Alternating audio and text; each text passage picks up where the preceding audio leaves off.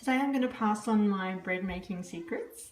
This is just for bread rolls, which is the same recipe that is done at Thermoments demonstrations. So it's using the basic bread recipe, which is on your basic cookbook chip. Very simple, just needs wheat grain, which is optional, I'll explain, water, yeast, oil, salt and flour, and that's it. So first step is 100 grams of wheat grain.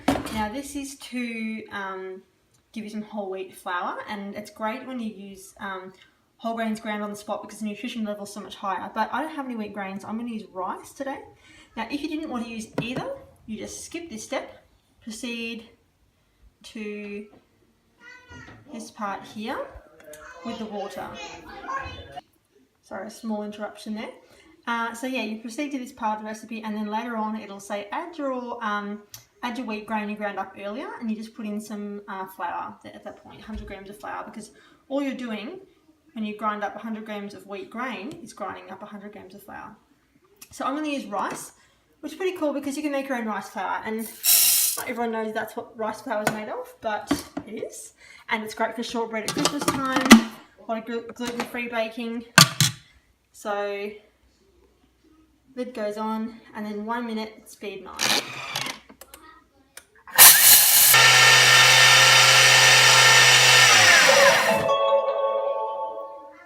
So transfer into a bowl and set aside.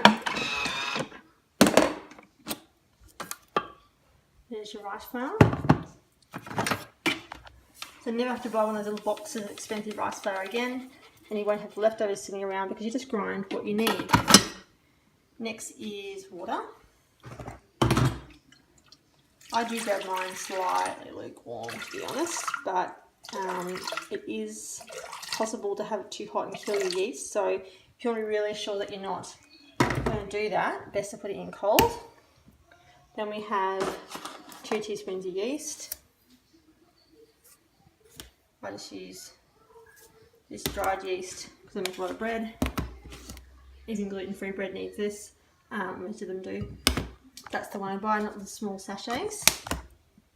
And then lid goes on.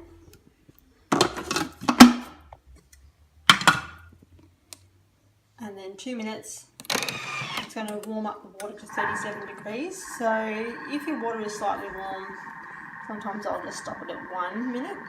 You'll know when it reaches 37 degrees because it'll say 37 and another 37 above it. And that little section there, gap, will fill up with blue. So it means it's, oh there we go, it's reached temperature already. So that's not quite long enough for it to finish stirring. So I'm going to do it for the full minute, and then you can just stop it and then go next.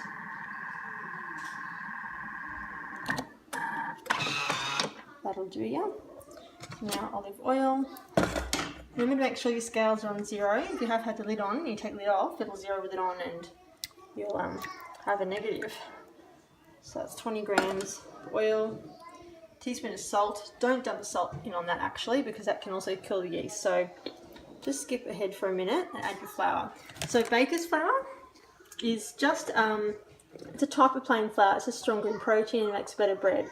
So I add, this is another very helpful tip, extra than what it says by about 20 to 40 grams. Doesn't have to be exactly anything. I'm going to add 440 or so, maybe even 450. Makes it much less sticky to handle, and you can get it out of the bowl easier. And a teaspoon of salt. Salt's really important for your bread to taste amazing. Now add your reserved wheat flour. Oops, sorry. So if you have not ground up anything at that first step, just add 100 grams now of baker's flour, so more of the white flour. Put the lid on. Don't you love guided cooking? Makes trying new things very fun. So now 6 seconds on speed 6. I'm going to turn it slowly so that the water and the flour don't go into the lid and make an awful sticky mess under here. So that's another trick of mine, is to just turn it up a little slowly.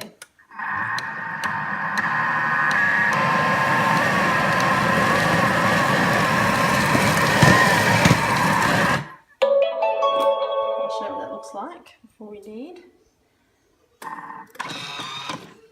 Yes, it's not all up on your lid. The less there's things to clean, the better, hey?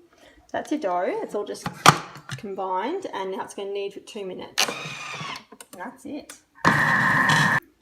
Now that that's done, transfer into a Thermomat, work into a ball, wrap in Thermomat or place into a bowl and cover with plastic wrap or kitchen towel. These are proven size to about double, about 30 minutes. I don't do this, so I will show you what I do. Preheat your oven, knock down your dough. I also don't do that particularly. Brush with water and sprinkle with seeds as if you're putting it in a loaf tin. Preheat for 20 minutes. I also don't do that. So I want to make this quick for everybody. You do bake it 20 to 30. So grab your bowl, that's your dough. 2 minutes of kneading is all a Thermomix ever needs, which is great. So even if you're making a loaf of bread, pull apart, scrolls for lunches, pizzas, always 2 minutes. So get the base a wiggle like I just did, and look how clean that's dropped out. So if you've got any trouble with your dough sticking in the bowl, just yeah, do that. Extra flour is a trick. So now I'm just going to make it into a nice shaped ball. Doesn't need any more kneading. Okay, I'm going to let it rest just for 10 minutes, just so it's got more elasticity than what this currently has. So it bounces back pretty quick, and you want a bit less than that. So I'm going to wrap this up. The Thermomat's really good for keeping the heat inside, but also a warm place is very important. So your thermo saver, I hope you're using yours because they're amazing. So keep things hot and cold for 2 hours.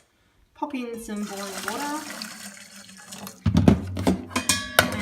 This lid still gets quite warm, so you pop your dough on there.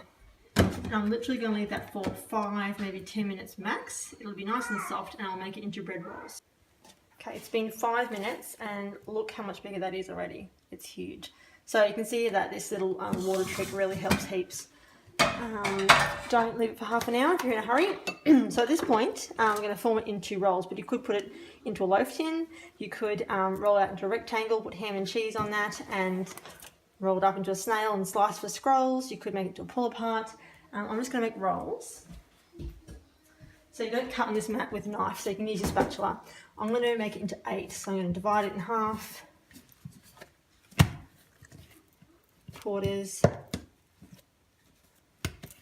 and 8ths.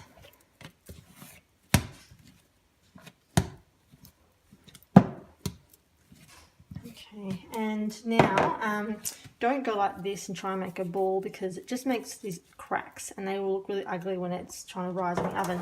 So what I do, and I know there's some trick like this that people do, but I can't seem to master that, get the corner and pull it into the center, working your way around.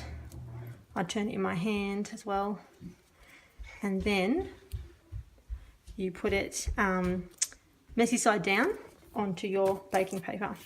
And as you continue, another mistake that people often make is putting them separately like this, like you would with biscuits. You want to put them close together, because think about it. When you buy bread rolls at the supermarket, what do they look like? They're all stuck together, aren't they?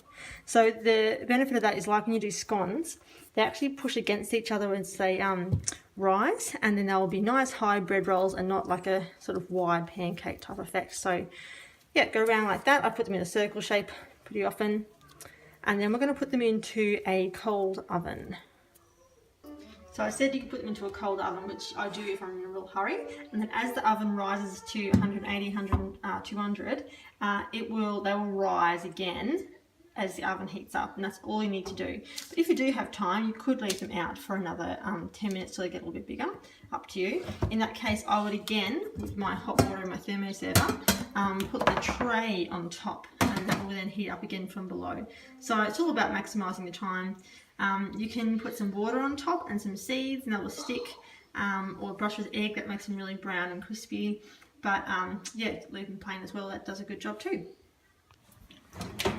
That's been half an hour, and that looks pretty good. Some chopped chips going in here too. So there you go. You can see there isn't a lot. That was quite small on the paper before, and that's quite large now. So that tap noise, that's usually done. And you just pull them apart when you get your hands in there, and cut and butter them. Delicious. It's got a fluffiness, eh? Give it a shot.